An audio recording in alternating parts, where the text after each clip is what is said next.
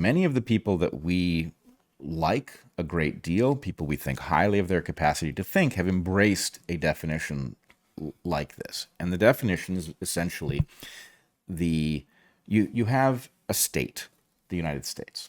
And the United States is ostensibly governed by democratic processes in which we elect and unelect people based on our sense that they will do our bidding once in power. But there is a vast bureaucracy under them, and you can't swap it out every time administrations change. So the point is there's a huge number of people who remain in their position in the State Department because they know how to do that thing, and you can't start from scratch every time you switch administrations. So that vast bureaucratic network of people, the first time I heard this abused, the point was these are the people who keep the lights on, right? That thing has power because it is composed of people. Yep. Those people have beliefs about what should be true, what shouldn't be true. And you can imagine that vast bureaucracy, if it were, for example, unhappy with a person or an administration that had just been elected, could drag its heels and engage in bits of sabotage here and there. And that the amount of power in that vast bureaucratic network that cannot be replaced is considerable, and is a force of history that we cannot speak to directly because it's an emergent property. Okay, so that's in my opinion, broken definition. The correct definition... The broken definition, the new definition. The hypothesis, sure, but it must be true. And so it's not that interesting to talk about as if it's surprising. Right. It has to be true. Why and do you call that a theory? Why don't you fit your...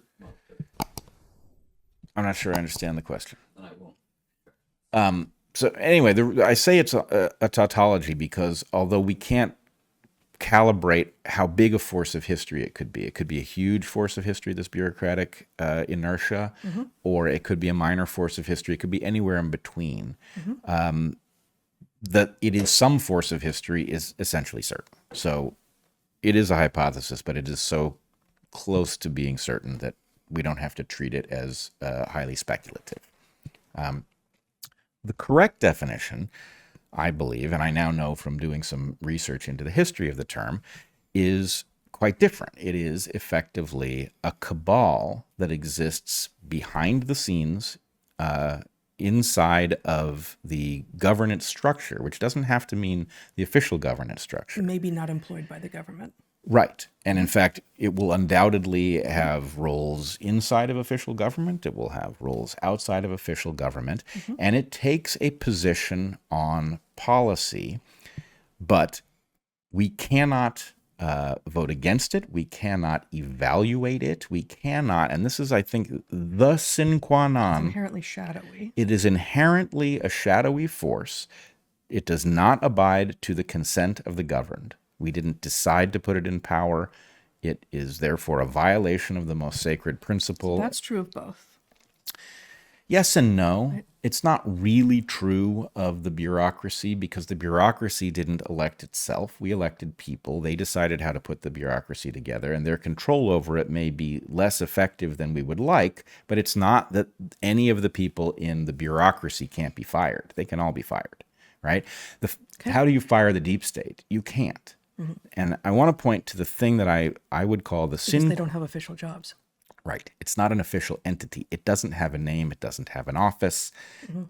So the point is, yes, there are people in the deep state who are undoubtedly in positions from which they could be fired, but you can't fire the deep state.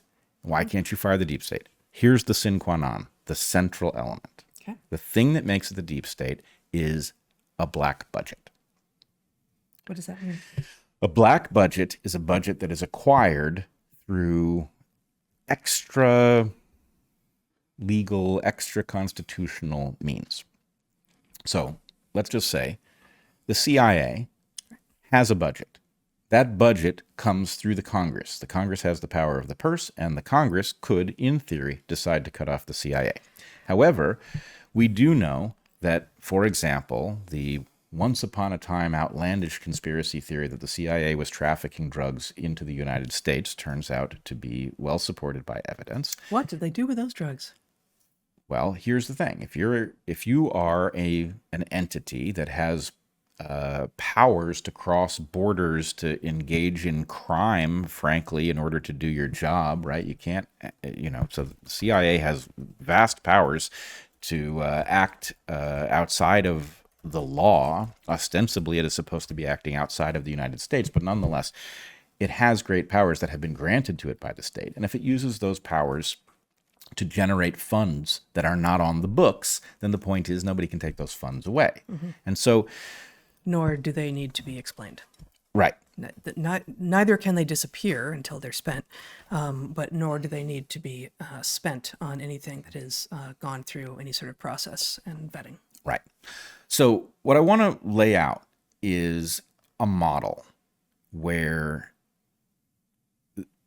the deep state seems to have come into existence and what it might mean that it seems to exist. Again, it's a hypothesis, but it's one that I believe is well supported by evidence. Did you run into, when does the term emerge? Do you know? The term you were emerges. hearing it in the late 80s first. I was hearing it in the late 80s. And then in doing some research, I discovered some things I did not know about the history of the term. There are insects on your paper. There are insects on my paper. Oh. There's now no insect. Has nothing to do with the deep state. Yeah. All right. So the source here is a site called ThoughtCo, which I did not know. Show this? Yeah, you want to show it? And then ThoughtCo is hit and miss. It's hit and miss. It's not perfect, but I think people can check whether or not they've done their homework properly. But I think what I'm going to read is, I mean, if they didn't make it up entirely, which they won't have, it's a good first pass.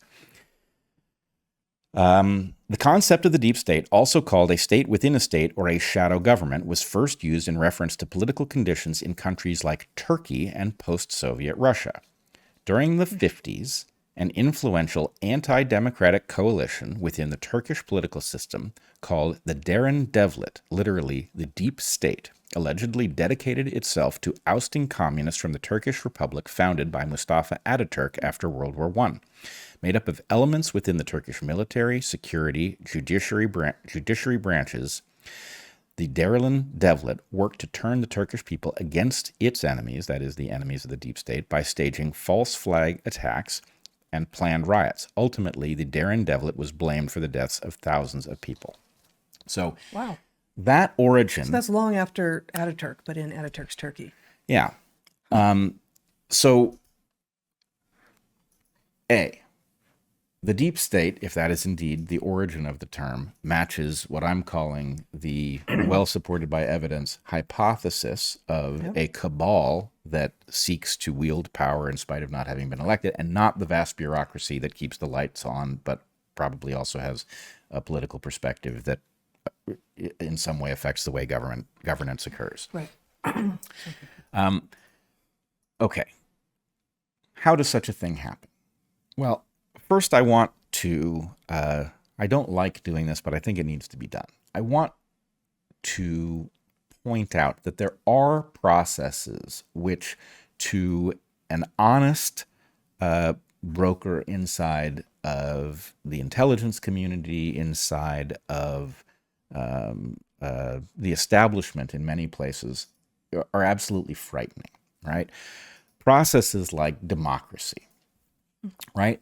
Democracy, I mean, the founders of the U.S. were terrified by the ability of the mob to do rash things, and they worried about this in creating a democratic republic. They worried about the tyranny of the majority in particular. So democracy is understood to be a dangerous phenomenon because you can't predict what it's going to do. And so you can certainly imagine that somebody, even somebody who ostensibly was public-minded, who was interested in protecting the citizenry, might rightly fear that the people could go nuts and do some bad stuff. And so democracy is a kind of a scary principle to establish, because what will you do if it doesn't go well? Likewise, science, right? Scientists are annoying people. They can come up with stuff you So don't. is everyone. Yeah, but I mean, from the point of view of folks who are just trying to get stuff done, the idea that science can decide that, what you've been doing in the world is actually dangerous to the public, right? What do you do if you create an industry and, it's all going swimmingly, and then suddenly somebody pipes up and says, hey, by the way, that process that you're engaged in is causing all of these harms, right? That's a frightening risk to take. Journalists, oh my God, you think scientists are annoying. These people are incredible. They just don't stop. They're always digging into stuff. They're always looking for dirt on people. And lo and behold, you can find that whatever you did to make your business happen is suddenly on the front page of the New York Times, right? So that's a scary process. Regulators, right? Regulators could take some, $100 million research project of yours that was targeted on finding some beautiful drug that was going to cure some disease, and they could decide that, it's not safe to give to enough people to make it profitable. That's going to be downstream of the science, hopefully. One would hope, right? So anyway, my point is there are lots of frightening processes out there that people who are interested in doing whatever it is that they are targeted on could understandably fear, right? Yes. Democracy, journalism, science, regulators. They could fear being taxed into oblivion. They could now, in the modern era, they could fear social media influencers, right? Yes. I mean, what happens Yep. if somebody starts broadcasting inconvenient truths from their man cave about your safe and effective vaccines, for example, right? That could be a problem. Not a man cave. I wasn't talking about us. I was talking about someone else's man cave. But anyway, point is, look, you can imagine that people who are trying to do stuff in the market might have understandable fears about what process could come out of nowhere and upend whatever it is they've invested in. And they might think, what can we do to hedge out that risk, right? Yep. So that, I believe, is going to be the origin of this deep state impulse, which is not fundamentally American. We see it in the context of, Turkey and post-Soviet Russia. Given Jack? what you just said, it's probably the time to mention that Rumble has collapsed. So we're still on YouTube and you should keep going. But Apparently in fact, the Rumble- whole site, actually, it was just us for a little bit, not collapsed. Huh. All right. Well, Rumble has apparently collapsed. That is interesting. Seriously? I wasn't gonna, given what you were talking about, I figured it was worth mentioning. Late breaking is local news. still working? The chat's still up on locals, but people have to watch on YouTube right now. Wow. Well, But we're recording it all. All It'll of you go who up. are listening, and more people do listen afterwards than watch. This should concern you not at all, but that's rather remarkable. I've never seen Rumble. Rumble has large is rather streams and it remarkable. doesn't tend to collapse. Yeah. Well, in any case, I mean, Regardless. what else is there to do but see the strangest things can leap up and get in the road of what you're trying to accomplish. They don't seem that strange anymore. Yeah, they don't seem that strange anymore. Yeah. Now, let's talk about what it means if we dichotomize the concept of deep state. And mind you, I have a lexicographical rule. Is that a word? I don't know. I don't lexicograph. I don't. I have a word about lexicon. Okay. It's just a part of the Lexicological. lexicological I don't think that's a word either. principle. Well, What's that? lexicographical. All right. That was your mother-in-law. That was a team effort. Yeah. Okay. The rule is this. First of all, the reason for the rule is the following thing. When you do independent work, when you think independently about some realm, you end up having to redefine terms. It is required because if we use the definitions of terms that are generally available, they all have become blunt because people use them in many different ways. And so every term is a blunt instrument. And in order to do logical work properly, you have to sharpen the terms so that they mean something very precise. And most people who do this forget that they've redefined them. And then when they talk to each other, they sound like idiots. They are unable to converse. So my rule happens. on interacting with people who have likely redefined terms for their own purposes is, look, I don't care if we use my definition or your definition, but I care that every single term we need is precisely defined and that there is a term for every single thing we need to talk about. You start by trying to establish a dictionary.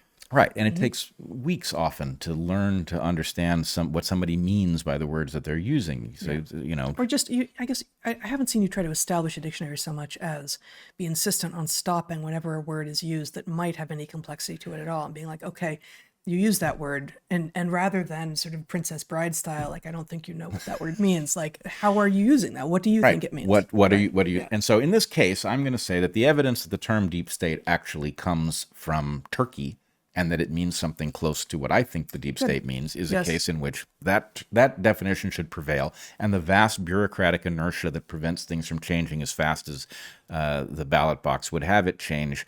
Bureaucratic inertia sounds pretty good. Vast bureaucratic inertia, something. It needs a term, and maybe that's a decent one.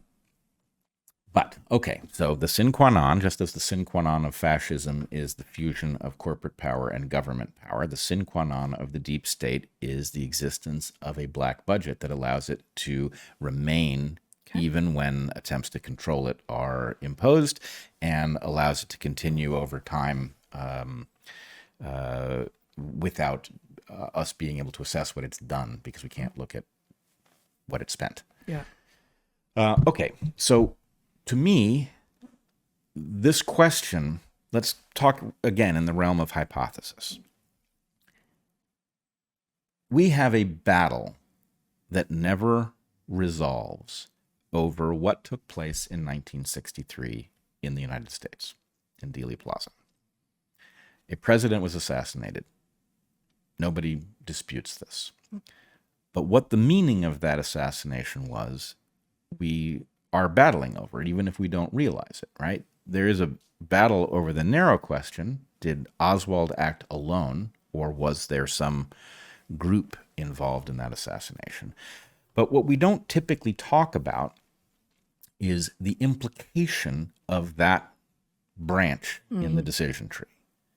If Oswald acted alone, then it wasn't a coup, because Oswald died days later at the hand of Jack Ruby. Right. So he wouldn't have taken power anyway, but he certainly didn't take power because he died. So he did not commit an assassination to take power. On the other hand, if something else assassinated Kennedy, then there is at least the possibility that there was a coup, that something killed him in order to take power. And if that did happen, then the question is, what happened to it? Does it still have power? Did it lose power in a later election? We don't know. And we can't ask the question in a standard sense because it doesn't exist on the books. Well, and did it lose power in a later election? That question suggests that that it would inherently, that some elections might cause a deep state entity to lose power, and I don't think it would be that clean. Well, so again, we are now in the realm of speculation. Yeah, and there's so many levers. There's some structure, hypothetically, which is unknown to us, unseen by us, and the nature of the hierarchy within that structure is totally unperceived. So what would cause it to lose power, change power, come to want a different thing? Well, let's put it this way. An overt coup, a military regimen goes rogue, kills the likes of which we don't see here. We don't. It's not lots an American of stories style. from modern Africa. Sure. Yeah. So some junta takes over, they rule for a bit, and then some process happens, and the junta is no longer in power. Yeah. I'm trying to remember exactly what the origin story for the Sandinistas, who were briefly in power in Nicaragua, was. But actually, and some modern stories from Latin America too, with a little bit loosely speaking, more involved. But loosely speaking, the Sandinistas defeated the Somoza regime in Nicaragua. Yeah. They ruled for a bit and were displaced by the UNO party, I believe. Yeah, Violeta Chamorro. Right. Which, with the help of the CIA. Right. Exactly. Right. So in 1980s, sometime late 80s. Late 80s, yeah. So that would be the way that something that had engaged in a coup could lose power later. And there was a weird power sharing arrangement in Nicaragua where the Sandinistas actually remained in charge of the military in the aftermath of the Chamorro administration taking power. So anyway, it was an interesting story. But, such things are not, Nicaragua still exists. Although, I mean, just as an aside, when we were there in 1991, the totally justified anti-American sentiment was intense, and we traveled through all of the countries of Central America except for Belize and El Salvador on that trip, and only in Nicaragua did we feel like we are clearly not welcome here, and we understand why, and we're not going to spend a lot of time. So, 1963. Yeah. Was that an assassination with no coup, or was that a coup that we couldn't see because we didn't understand what had taken place? And I will say, oh my God, wild-eyed conspiracy theory. Well, turns out that according to the site 538, Nate Silver's statistical site, only 33% of Americans, and this is a relatively recent survey, only 33% of Americans believe that Oswald acted alone. So the idea that there was some sort of a conspiracy that involved Oswald plus at least one other person is widely shared. Yeah. And for good reason. If you look at the evidence surrounding the Kennedy assassination, it is... Just like the ballistics and, yes, how could Oswald, shooting from where he was shooting, have accomplished what he did accomplish? It is not a easily answered question. In fact, it's kind of an unanswerable question. I would also say there is, just to take one example, if you look at Dan Rather, who was given the exclusive right to view the Zapruder film, which we, I think, all kind of intuitively feel has been around since the assassination, but was actually held privately until relatively recently. Dan Rather reports exactly incorrectly what he saw in that film. Exactly incorrectly? Yes, he reports exactly incorrectly about the trajectory of the president's head in the aftermath, which suggests that the bullet came from the depository, which is not what's reflected in the actual Zapruder film. I think I just don't understand the semantic thing of what you're saying. Dan Rather was given the exclusive right to talk about the Zapruder film. What he says in his public report is exactly incorrect. If you look at the Zapruder film and you look at what Dan Rather said about the Zapruder film, they are exactly inconsistent. So he is asked to comment publicly on the Zapruder film before anyone in the public can see it. Right. And he makes comments that once the Zapruder film is in the public realm, which it is now, you can see is exactly the opposite of what is actually happening. Exactly. And so what Rather said supports the idea that the shot came from the book depository behind the president, and what is on the film does not. But anyway, so there's lots of strange evidence. And then there's the strangest piece of evidence of all from the John Kennedy assassination, which is the Robert Kennedy Sr. assassination.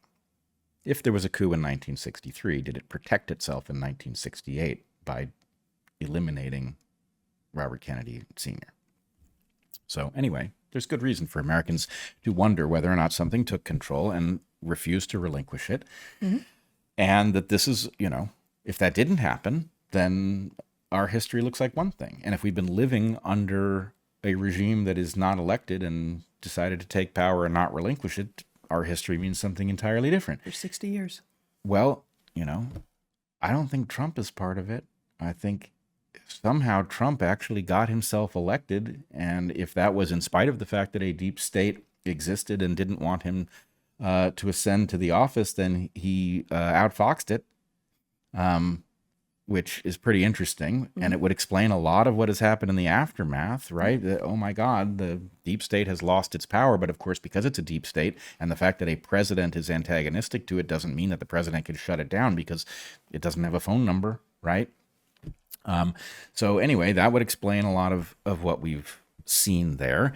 And in any case, it's just simply something that we need to wrap our minds around. Our history could mean one of two things, depending upon what happened in 1963, and we don't know.